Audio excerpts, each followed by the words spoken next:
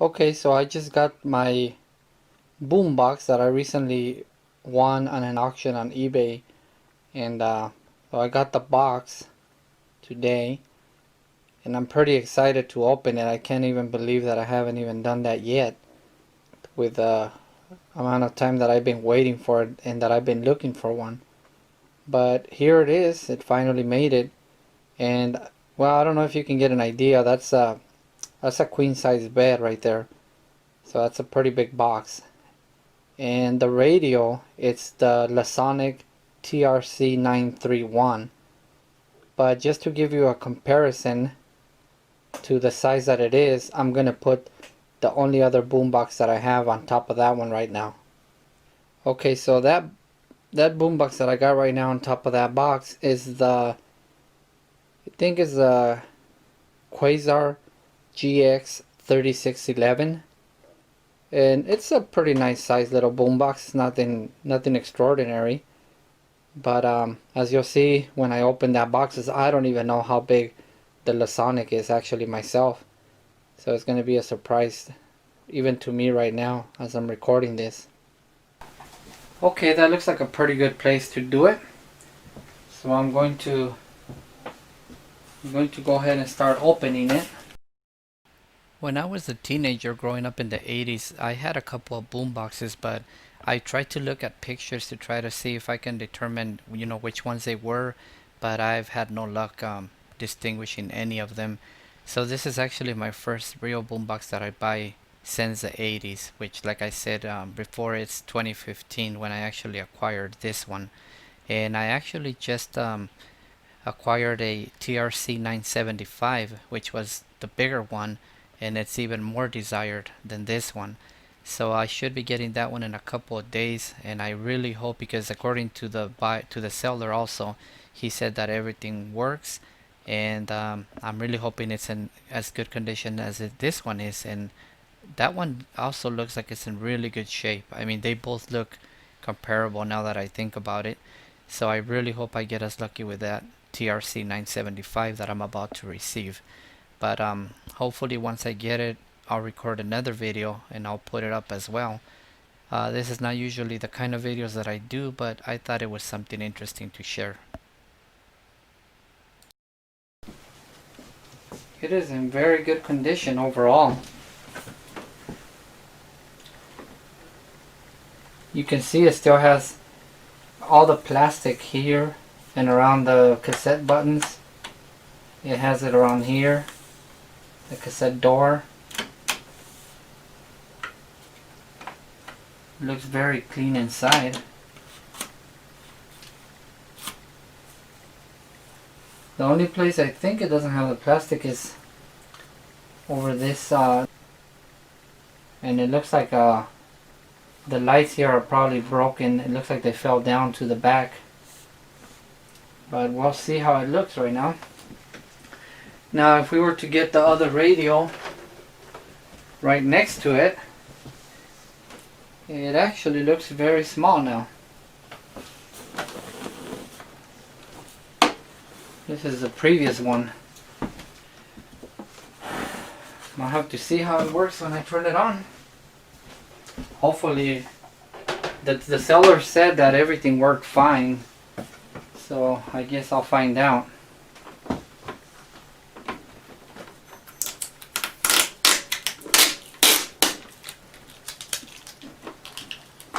The handle, it actually has both antennas. They look like they're in good shape.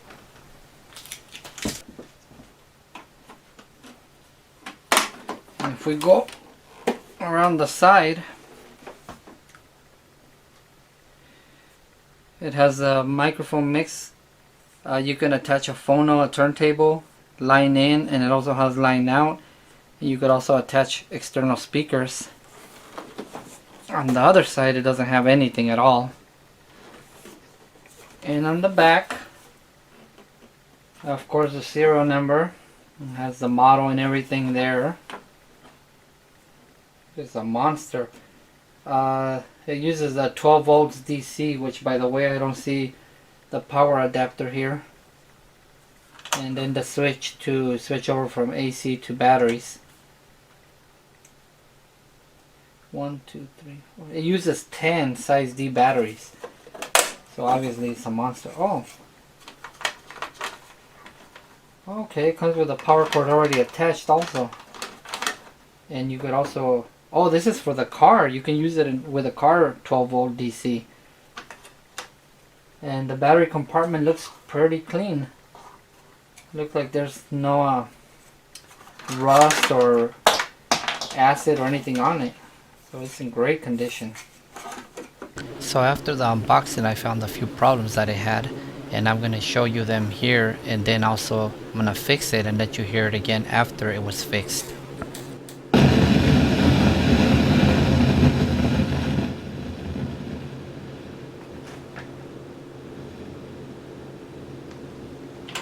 This group is dedicated to all the street freaks. You know who you are.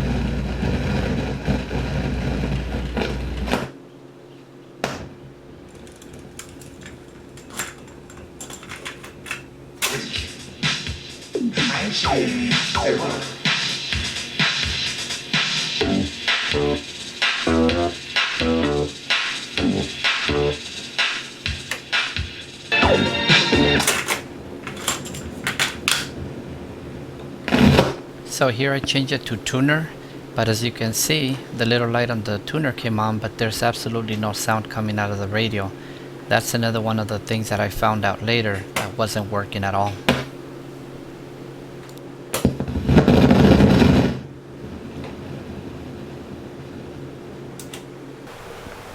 Okay, so I had already opened the Boombox before one time, a long time ago. But this time I decided I was going to look a little bit deeper into what was the actual problems going on with it. So I had already removed all the screws here, and I just laid back the back cover, which is actually like, I think it's like 6 or 7 screws total. And it was pretty clean, you know, even the first time I opened it, it was very clean, just a little bit dusty. So this right here, this is the tuner board. I guess this is what allows you to tune the radio stations. And this right here is the power board after the transformer. And those 2 wires right there that I'm pointing at right now, you would have to remove those in order to remove the back cover completely away from the unit there, if you wanted to, you know, work on it a little bit better. But luckily I didn't have to do that. So I'm just gonna take a closer look at all the parts here, so that in case you haven't seen these before, you can get an idea what these 80s boomboxes were like. So once again, here's the tuner board, a little bit closer. I thought I had pretty good lighting. It looked good on the camera. It was just a 1080p Canon camera, but apparently it wasn't as sharp as I was hoping it would be with the lighting that I had inside here. And that right there, I think that's just the whole audio, the entire audio board that, you know, does all the translation of the audio sources, and it has all the associated circuits with it. That is the cassette player that is inserted, you know, like a car player. That's the top one right there with the motor on the right hand side, and the bottom one is the bottom cassette player, which is the one that you just slide down and then close the door. And you can see the little belts there. It has 2 of them, one going to that smaller one and one on the outside on this bigger one. So it looks like it's actually pretty easy to fix them if I had to replace them. And I'm actually I'm not sure if they were replaced before, but they're very good. And there's the speakers. It's 4 ohms. It says 16 watts nominal, 35 watts max for the 8-inch woofers, I guess you can call them.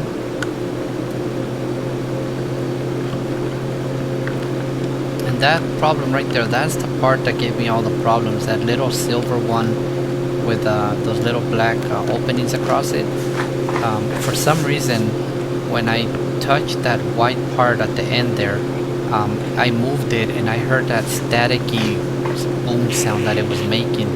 And so I was playing the radio at the time, and then it sounded crystal clear, you know, and I was moving the volume up and down, and it was no longer doing that staticky sound, and both speakers were sounding great.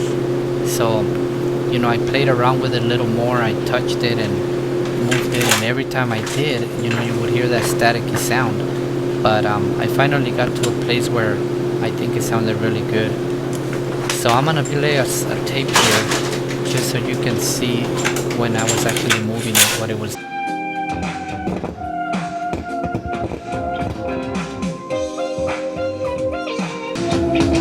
like the way she walks, I like the way she talks. Okay, so there you clearly saw that when I touched that part, it did that very ugly staticky sound. And that was what the problem was as far as that's concerned. Okay, so what ended up being the problem with the tuner is that the selector knob that goes from AM, FM, and shortwave, which is that gray long thing in the middle of this picture, was broken. So I had to end up manually moving it to FM, and now, as you'll see in a little bit, the radio works as well. And you can find a lot of information on YouTube and on the web about how to repair these things, because it is a very common problem that they get broken. I'm surprised my other one isn't broken yet.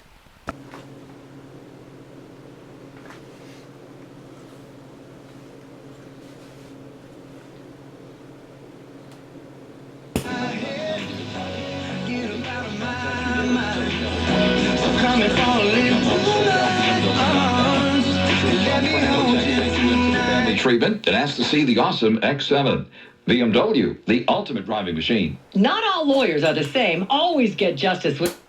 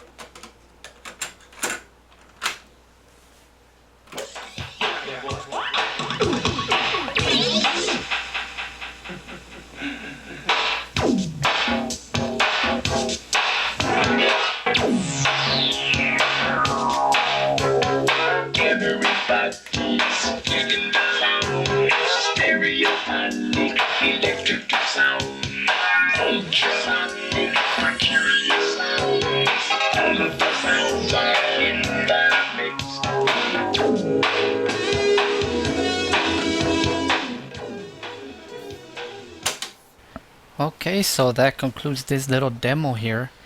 Other than that little hum that I still heard, every time that I insert a cassette on the top one, because that little white plastic part that I showed you guys on the inside is actually touching the cassette deck area. So I guess every time it gets moved a little bit, it causes, you know, that little hum to either get turned on or turned off. But overall, it's pretty good, you know. This one had all the buttons in place. That one that goes from tape to radio to phono, it actually still works.